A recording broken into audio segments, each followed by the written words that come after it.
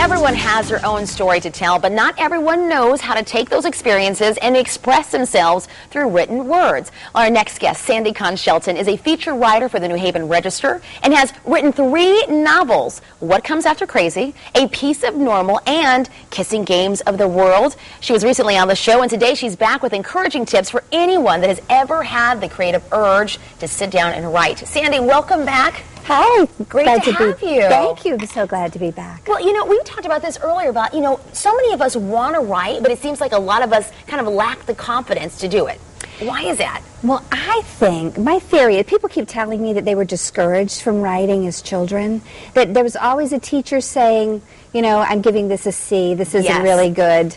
And people get scared. Nobody wants to be foolish in writing, and we fear being too dramatic or being boring. Right.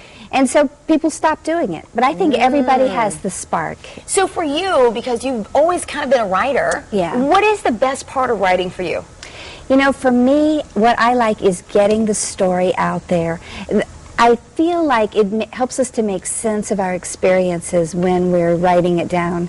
You go around living life and everything happens. My husband calls it life's great pageant, just keeps marching by. But when you stop and write it down, it causes you to think about it a little bit more. You notice kind of what's happened. Documenting what's going on. Absolutely. Tell us a little bit about these wonderful writing workshops, because you say they're really beneficial for you. Well, I've been giving writing workshops because I really believe that one thing that helps people write is knowing that there's a reader, a supportive reader there to hear what you're writing. In fact, people who take the workshops tell me that it's a little bit like therapy. Oh, I like that. I know. And it's like, well, I didn't sign up to be a therapist. Yeah, I didn't sign up to be a therapist, and we don't do counseling or advice. But I think where it's similar is that it just enables people to be heard. You get to tell your story the way you want to tell it. Nobody's going to contradict it.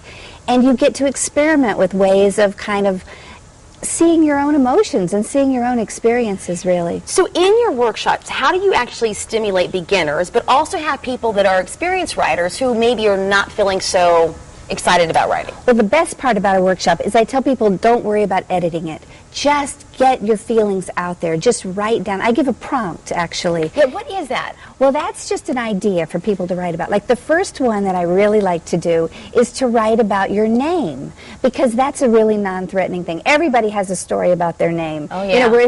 Oh, do we ever? Yeah. Do we ever? Were you one of 10 million kids named that? Everybody you knew had the same name? Right. Or was it so unusual? What was it like being named Desiree, by the way? Neil Diamond. Neil Thank Diamond. you, Mother. I won't sing for anybody. And you and I are too young to even know that song. But that's what I was told. We don't know Just it. saying, Sandi. And then my mother, gave me this I, Sandi with an I. Yeah, why? It had, I don't know. It was the 50s, Who knows why mothers did the things that they did. But that I has been this thing that's tortured me all along. So I always like to write about that kind of thing. But everybody has a story about their name. It's so interesting. And so that's how you kind of start. It's just with that one word, that one prompt. Exactly. And people go away and they write it during the week, and then they come back at the end of the week and read it. And everybody responds. And generally, there's such warmth and support because everybody's in the same boat being scared about their writing. So how do you, as basically a writing coach, critique people? How do you go in and give pointers and be supportive without being too critical? I don't really like to be critical of people's writing, especially at the beginning, because I feel like, they're putting this effort out there. As the workshops go on and as people start to feel more safe with each other, then they can hear a critique much better. Okay. And then they want to know how to get better. But at first, there's so many strong things that you can just talk about that they did right in the piece. And then kind of say, if you were going to revise it, here's something you might want to think about for the revision. Well, there's power in numbers. I know a lot of people must come together and kind of share their ideas. Yes, absolutely. And you kind of learn from doing it. That's the real thing about learning anything, I think, is that you get better the more you write. And when you're in a workshop, you get to hear other people's writing, and that gives you such inspiration for ways that you might want to.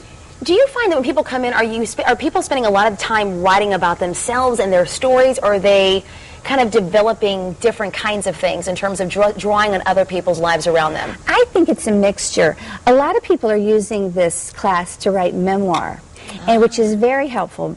It was Winston Churchill who said, "History is going to be kind to me because I intend to write it." So yes. I think when you're writing your own story, you get to tell it the way you want to tell it. Don't let your family write it for you. And you say a chance to be listened to without contradiction. Yes. Tell us about that. I mean, what do you mean by that? Well, you can tell the story. You know, memoir is very different from autobiography. Autobiography is the facts. I was born here, this is what happened. Okay. Memoir, you get to re-experience your emotions and tell the story in all its complicated emotion the way you saw it happening. Okay. And I think that's such a comfort for people. Okay, you say you have a lot of writing tools to kind of tell your own life story. What are some of those tools you want to give us, or tips rather? Well, tips are to be honest, to let yourself feel the emotions that you feel, but also don't go to a place where you feel unsafe. You know, you have control of how much of your story you want to tell. And through the prompts that I give, things about writing about your name, another prompt that's really popular is write about dinner time when you were a child. And you start thinking that, and it takes you back, and just looking at that microcosm can bring up so much about what your whole life was like. And I think for so many of us who don't have a lot of money to leave our kids, leaving behind these stories of who we really are, what we thought about, what we did in third grade, what was the lunchroom like, you know, in third grade. You can go back to that place, and it's a specific time and emotion that gets evoked. So, words of advice in terms of maybe someone like myself who really wants to write a little something, but it's finding the time. Is it just really as simple as making time and discipline? Because I know Dr. Mail, literally, to write his third book, said every single day from midnight till 8 o'clock, everyone, every Saturday night, Dr. Mail sat by his window and wrote. He would just write. I know. That's so hard if you don't have a deadline, if somebody's not waiting for it. And I think that's where the workshop functions too, is you know that next Monday you need to hand in something. You know, you don't want to be there with your colleagues going, I don't have anything. I didn't do it. So for so many of us, it's hard to just go and sit down.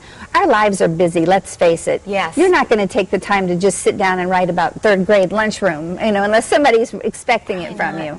So it's the deadline that really helps. Oh, okay. Good deal. Let's talk about this workshop because I'm excited. You've got several. I know you've got one coming up, but you also offer one in the summer. We'll focus on the most recent, the one coming up. Yes. And when is that again? That's on Monday. I give them on Monday morning and Monday night. Okay. And then there's a Friday morning workshop that's just for people who are writing novels. Okay, good to know. Yeah.